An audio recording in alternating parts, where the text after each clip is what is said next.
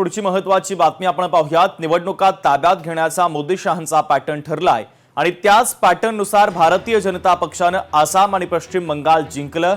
मुलींवरील बलात्कारांनी धरणी कापते येथे विजयाचे जल्लोष केले जात आहेत असं म्हणत सामनातून भारतीय जनता पक्षाच्या आडून निवडणूक आयोगावर सुद्धा आता जोरदार टीका करण्यात आलेली आहे। पायधुनी 4 जणांच्या मृत्यू प्रकरणाचा तपास थंडावलेला आहे। फॉरेन्सिक कडून अजूनही रिपोर्ट आला नसल्याची माहिती आहे। घटनेला 8 दिवस उलटले, अद्यापर्यंत कोणताही अहवाल प्राप्त झाला नाही। पोलिसांचा संपूर्ण तपास फॉरेन्सिकच्या अहवालावर अवलंबून आहे। रिपोर्ट आला नसल्याने तपासही संथ गतीने सुरू असल्याचं कळतंय।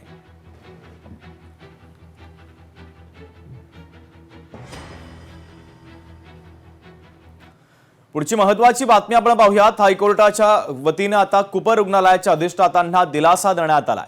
अधिष्ठाता सुधीर मेढेकर यांना दिलासा देण्यात आला। विद्यार्थिनीच्या तक्रारीची वेळेत दखल न घेतल्याचं हे प्रकरण होतं। महापालिकेने पत्राद्वारे ताकीद दिली होती। इशारा पत्र रद्द करत मेढेकर यांना हायकोर्टाने आता मोठा दिलासा दिलेला आहे।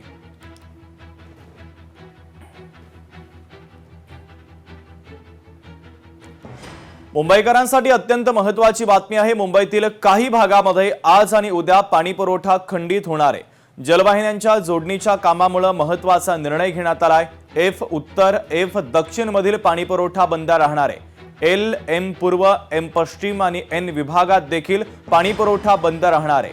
त्यामुळे पाणी जपून वापरण्याचं आवाहन देखील आता प्रशासनाच्या माध्यमातून करण्यात आलंय।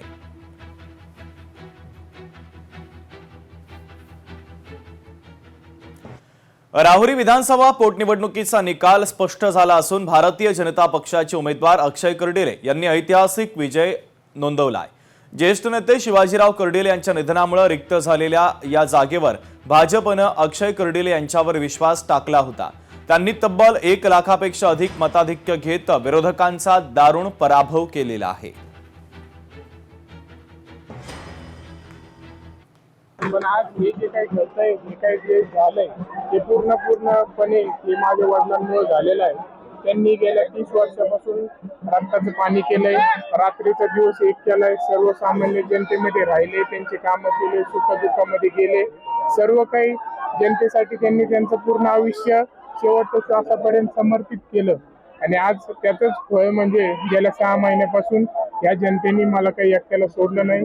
ही जनता माझ्यासोबत कुटुंबातल्या सदस्यासारखी खंबीरपणे या राज्यामध्ये 2 विधानसभेच्या निवडणुका, मग ती राहुरी असेल किंवा बारामती असेल, दोन्ही ठिकाणी आपल्याला प्रचंड मोठ्या मताधिक्यानं तिथेही सुनेत्रा वहिनी पवार असतील किंवा इथेही अक्षयदादा कर्डिले असतील, या दोघांचे आपल्याला प्रचंड मताधिक्य हे आपल्याला प्रत्येक फेरीमध्ये पाहायला मिळतंय। आणि त्याच प्रकारे राज्याचे मुख्यमंत्री देवेंद्र फडणवीस साहेब असतील, ज्यांनी या निवडणुकीमध्ये पालकाची भूमिका बजावली आहे। प्रामुख्यानं एक महत्त्वाची भूमिका, महत्त्वाची जबाबदारी ह्या निवडणुकीमध्ये पाडलेली आहे। आणि त्यामुळे एवढा मोठा मताधिक्याने आपल्याला एक फरक आपल्याला पाहायला मिळतो।